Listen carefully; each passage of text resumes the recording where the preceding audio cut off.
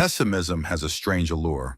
It feels realistic, convincing, and even safe, but it often limits opportunity, stifles growth, and clouds judgment. In this chapter, The Seduction of Pessimism, will uncover why negative thinking is so tempting, how it subtly influences our decisions, and why resisting its pull is essential for creating a life of opportunity, resilience, and long-term success. The allure of negative thinking. Pessimism is seductive. It feels safe, rational, and even intelligent. When we anticipate failure, focus on risks, and imagine worst-case scenarios, we convince ourselves that we are being realistic, cautious, or wise. But the truth is, pessimism is often more emotionally satisfying than productive. It creates the illusion of control while limiting action, stifling opportunity, and amplifying fear. Understanding why negative thinking is so alluring is the first step in resisting its pull. From an evolutionary perspective, caution served a vital purpose. Early humans who anticipated danger and avoided risks were more likely to survive. This ingrained bias toward negativity still exists in our brains today. We instinctively pay more attention to threats than opportunities, making pessimistic narratives feel natural. This cognitive bias, often called negativity bias, makes bad news, potential failure, and risk feel more salient than possibility, reward, or hope.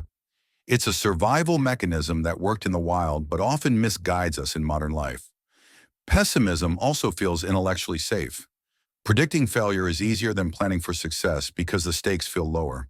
If we assume the worst, we are shielded from disappointment, embarrassment, or regret. Negative thinking gives the illusion of wisdom. I knew it wouldn't work, or I expected this outcome. While comforting, this mindset discourages experimentation, risk-taking, and innovation. It convinces us that we are realistic, when in reality, we are limiting ourselves. The emotional comfort of pessimism is another reason it is so seductive. Dwelling on potential problems or imagining worst-case scenarios triggers the brain's reward centers in subtle ways. It gives a sense of preparedness, making us feel like we are thinking ahead. But this sense of security is often false. Thinking about risk without action does not prevent failure. It simply amplifies anxiety and delays progress. In effect, pessimism becomes a way of procrastinating while feeling productive. In business, finance, and personal growth, pessimism is particularly influential. Investors who overemphasize risk may miss opportunities with high long-term rewards. Entrepreneurs who fixate on potential failure may hesitate to launch innovative ideas. Even daily decisions can be clouded by negativity, avoiding social engagement, delaying career moves, or refusing to try new skills because it might not work. Pessimism can silently shape our trajectory, limiting potential while masquerading as careful judgment. Media and society reinforce this bias. News outlets prioritize bad news because it captures attention. Conversations often focus on complaints, worst-case scenarios, and criticisms. Cultural narratives glorify caution, skepticism, and doubt. This constant exposure makes pessimism feel normal, rational, and even sophisticated, reinforcing the pull toward negative thinking. When everyone around you assumes the worst, it becomes easy to adopt the same perspective. Yet pessimism has a cost. By focusing disproportionately on risk, we neglect opportunity, innovation, and growth. We become risk-averse, hesitant, and reactive. Over time, chronic pessimism undermines resilience, confidence, and initiative. People who resist its pull are often the ones who take bold action, embrace uncertainty, and achieve outcomes beyond what pessimists imagine. Understanding the seduction of pessimism begins with awareness. Recognizing that negativity feels safer, easier, and more intelligent is the first step toward change. Awareness allows you to pause, question automatic assumptions, and balance caution with possibility. Realistic planning requires considering risks, but it also requires imagining opportunities, taking measured action, and embracing uncertainty as a necessary part of growth. The takeaway is clear. Pessimism is alluring because it feels safe, rational, and emotionally satisfying. Yet its comfort comes at a cost: lost opportunities, stagnation, and limited potential. By understanding why negative thinking pulls us in, we gain the ability to resist it, to balance caution with optimism, and to make decisions that are both thoughtful and action-oriented. Pessimism may feel protective, but in reality it often stands between us and the life we are capable of building. Why pessimism sounds smarter? There's a curious truth about human communication. Pessimism almost always sounds more intelligent than optimism. When someone warns about risks, points out flaws, or predicts failure, they are often perceived as thoughtful, analytical, and realistic. In contrast, optimism can be dismissed as naive, simplistic, or overly hopeful. This dynamic explains why pessimistic voices often dominate discussions, even when they're not the most accurate or helpful. The reason lies in how our brains process information. Negative statements demand attention because they imply danger or loss. If someone says, "This investment could collapse," or "This plan will never work," our survival instincts perk up. Fear grabs us faster than hope. On the other hand, when someone says, "This opportunity could succeed," it requires imagination, patience, and trust, qualities that take more effort to engage. Pessimism feels urgent, while optimism requires belief. Culturally, pessimism has been tied to intelligence for centuries. Skeptics, critics, and cautionary voices have been revered as wise protectors against foolishness. Think of the financial world. Analysts who predict crashes and downturns often get more attention than those who predict steady growth. A pessimist can be wrong repeatedly and still be seen as cautious, while an optimist who is wrong even once may be dismissed as careless. The bias toward pessimistic thinkers persists, not because they are always right, but because their warnings feel protective. Another reason pessimism sounds smarter is its precision. Optimism often relies on broad strokes: "Things will improve," or "the market will grow." Pessimism, however, can be articulated with detail. Interest rates will rise, leading to market corrections, layoffs, and reduced consumer spending. The specificity gives the impression of analysis and depth, even if the prediction is ultimately incorrect. This tendency tricks us into equating pessimism with wisdom. The media amplifies this effect. Headlines highlighting danger, decline, or crisis attract more attention than those promoting stability or progress. A story about markets crashing will spread faster than one about gradual improvements. This constant focus conditions us to expect negativity and gives pessimists a louder platform. Over time, people come to equate pessimism with truth, even when optimism better reflects reality. But history tells a different story. Progress, innovation, and wealth have overwhelmingly been driven by those who leaned toward optimism. Entrepreneurs who built companies, scientists who pursued breakthroughs, and leaders who envisioned a better future often ignored the chorus of pessimistic voices. While risks and setbacks were real, long-term progress came from believing that growth, improvement, and opportunity were possible. The danger of equating pessimism with intelligence is that it discourages action. If every idea is shot down with "it won't work," innovation dies before it begins. If every investment is dismissed as too risky, wealth creation stalls. When pessimism dominates, the world becomes stagnant, not safer. Excessive caution may protect from small losses, but prevents the possibility of big gains. This doesn't mean optimism should ignore risk. The healthiest mindset balances optimism with realism. It acknowledges potential downsides without letting them dominate the decision. True intelligence lies in discernment, being able to see risks while still acting toward opportunity. Optimism tempered by realism has historically produced the most enduring success. The key is to question the automatic credibility we grant to pessimistic voices. Ask, is this prediction rooted in evidence or just fear? Does this perspective encourage progress or does it paralyze action? Is the pessimist considering long-term trends or only short-term fluctuations? By reframing how we evaluate negative arguments, we can resist being seduced by their false sense of intelligence. The takeaway is simple. Pessimism often sounds smarter than optimism because it feels protective, specific, and urgent. But sounding smart and being right are two very different things. Over the long run, progress belongs to those who believe in possibility, who see potential despite uncertainty, and who act when others hesitate. Intelligence is not in predicting doom, but in balancing caution with vision, risk with opportunity, and fear with hope. The long-term cost of pessimism. The biggest danger of pessimism is not in the short-term discomfort it creates, but in the long-term opportunities it prevents. When negativity becomes a habit, it gradually shapes our mindset, our decisions, and ultimately our lives. It convinces us to stay safe, to avoid risk, and to settle for less than we are capable of. Over years and decades, the cost of this mindset compounds, leaving behind a trail of missed chances and unrealized potential. Think about investing. Markets fluctuate daily, sometimes violently, and pessimists always find evidence to justify staying on the sidelines. Yet history shows that long-term investors who endure volatility are the ones who accumulate wealth. The pessimist, waiting endlessly for the inevitable crash, often misses entire decades of growth. They may avoid temporary downturns, but the opportunity cost of missing compounding returns far outweighs the safety of sitting out. Over a lifetime, pessimism in investing almost guarantees underperformance. The same is true in careers. A professional who avoids new roles, industries, or projects because they seem too risky often stagnates.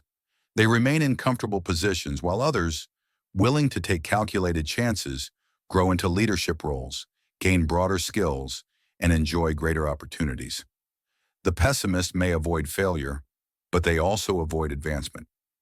Over time, their caution becomes a ceiling that limits both income and influence. Entrepreneurship provides another example.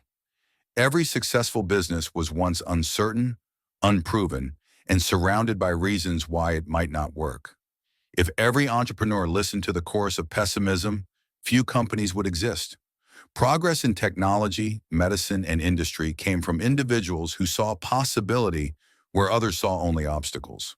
The pessimist protects themselves from risk, but they also ensure they never participate in breakthrough innovation.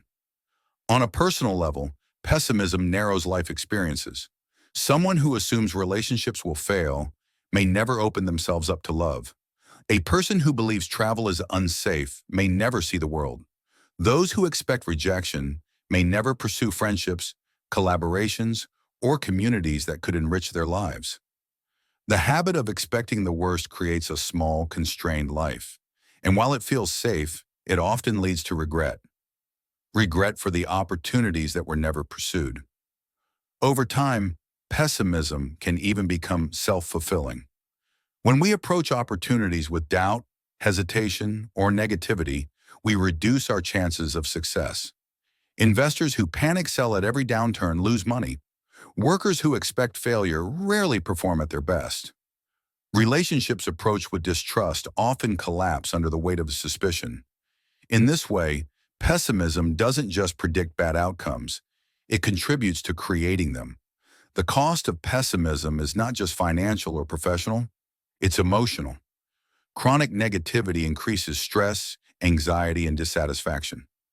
Living in constant anticipation of failure robs life of joy, gratitude, and hope.